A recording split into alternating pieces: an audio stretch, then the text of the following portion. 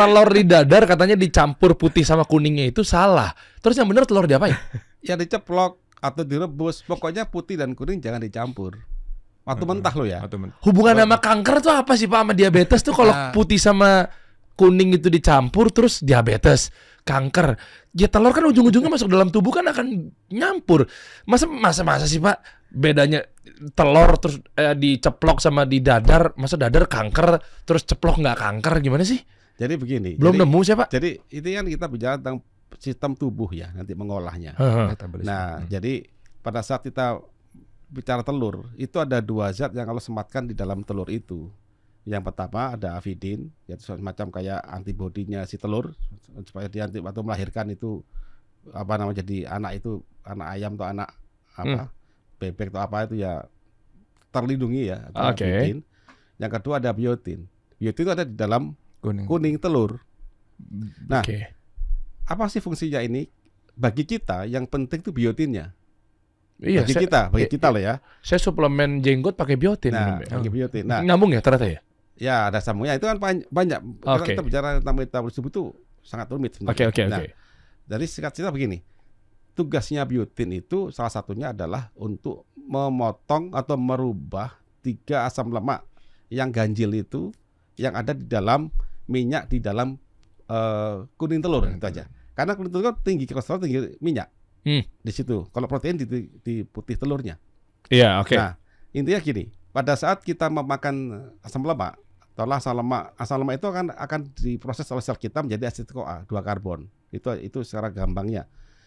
Jadi kalau saya punya asam lemak rantainya C-nya itu rantai karbonnya itu 20, dipotong 22 kan ketemu jadi 10 senyawa asid CoA.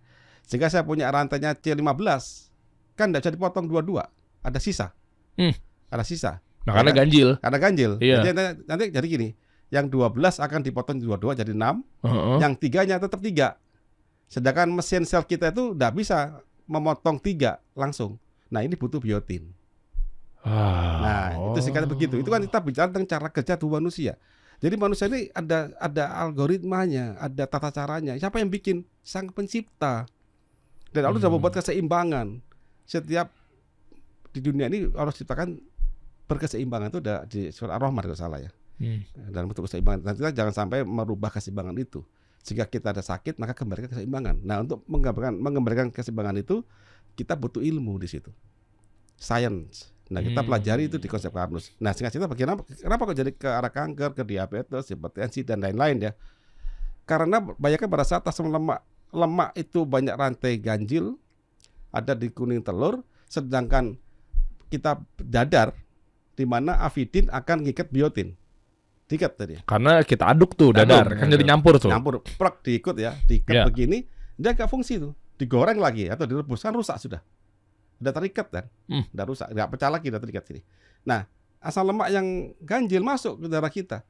Begitu dia di tubuh kita itu kurang biotin. Ya kan? Kurang nih. Nggak seimbang lagi. Jadi kita sering makan dada terus, akhirnya ada kekurangan biotin di tubuh kita, nggak seimbang dengan jumlah TG-nya yang ganjil, sehingga TG itu nggak bisa masuk ke dalam sel. TG apa sih Pak? Triglycerid, lemak darah. Lemak yang ada dalam telur itu loh. Oke.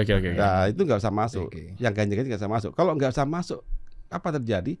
Dia akan terjadi namanya oksidasi parsial. Nah, oksidasi parsial itu pembakaran minyak di dalam darah. Itu apa akibatnya? Akan terjadilah senyawa baru namanya malondialdehid dan sejenisnya, keton radikal. Inilah yang akan masuk ke dalam semua sel kita yang akan bisa merampas elektron pada DNA, RNA sehingga terjadilah resiko kanker. Itu alurnya. Nah, kemana ke arah diabetesnya? Pada saat lemak tadi macet akibat kurang biotin, akibat itu ya, kemudian terkena oksigen dalam darah kita, terbakar kan, dia akan dimakan oleh sistem imun kita jadi plak. Jadi plak itu adalah sel imun kita yang memakan lemak yang terbakar di dalam pembuluh darah. Itu sudah aturan Sang Pencipta. Begitu ada kelukaan mikro di dalam aliran darah, ada inflamasi, maka datanglah makrofag, sel imun, memakan. Dia kayak polisi, dimakan sama dia. Cuman makrofag ini tidak bisa memecah lemak yang banyak. Sehingga lama-lama dia membengkak, bentuk foam. Akhirnya dia membuat banyak penyumbatan. Nah, kalau penyumbatan ini banyak hipertensi kan? Iya. Yang kedua, kalau penyumbatan ini nutupin reseptor insulin pada sel-sel otot kita. Oh, gula dong. Nah, akhirnya insulin nggak bisa masuk. Iya. Nah, akhirnya dia diabetes dong. Iya, Itu hal pankreasnya kecil. tuh ya. Iya. Itu baru dari telur ya. Belum kita ke arah asam lambung. Oh, itu Satu perkara putih telur nyampur sama kuning aja bisa begitu Iya, ya. begitu. Kan katanya kan nggak apa-apa telur udahlah kan bagus Ya. protein kasih kecap apa segala macem. Iya, telurnya bagus, nggak masalah. Nanti kita bahas detail deh Pak ya. Iya, Satu iya. persatu nih ya. Iya. Nah,